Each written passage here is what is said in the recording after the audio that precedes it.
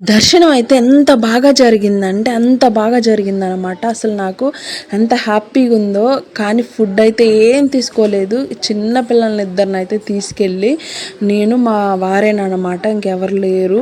నేనేమో మా చిన్నోడిని, మా పెద్దోడిని మా వారు ఇద్దరు ఎత్తుకొని అక్కడ ఇంతకు ముందు లేదు కానీ ఇప్పుడైతే దొడ్లు కట్టేశారనమాట. ఇంతకు ముందు లేదు. ఇప్పుడైతే తిరుపతిలో కనుక ఎలా అయితే రూమ్లు ఉన్నాయో అలా స్టే చేయాలి ఇప్పుడు, అలా అనమాట.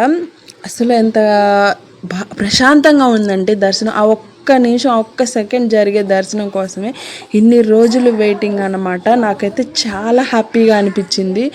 ఇంకా అయితే ముందైతే సాక్షి గణపతి దగ్గరికి అయితే వెళ్ళి దర్శనం అయితే చేసుకుందామని చెప్పేసి బండి అయితే ఆపేసాం. మేము ఇంతవరకు కూడా ఫుడ్ అయితే తీసుకోలేదు. మేము బయటకు వచ్చేసరికి ఆల్మోస్ట్ 11-12 అయిపోయింది గుళ్ళో నుంచి. కానీ మేము ఎలాంటి ఫుడ్ తీసుకోలేదు. కానీ మాకెందుకు ఇక్కడ ఫుడ్ అంత నచ్చలేదు అనమాట. అందుకని చెప్పేసి ఇంకా ముందైతే సాక్షి గణపతి దగ్గర అయితే దర్శనం చేసేసుకున్నాం.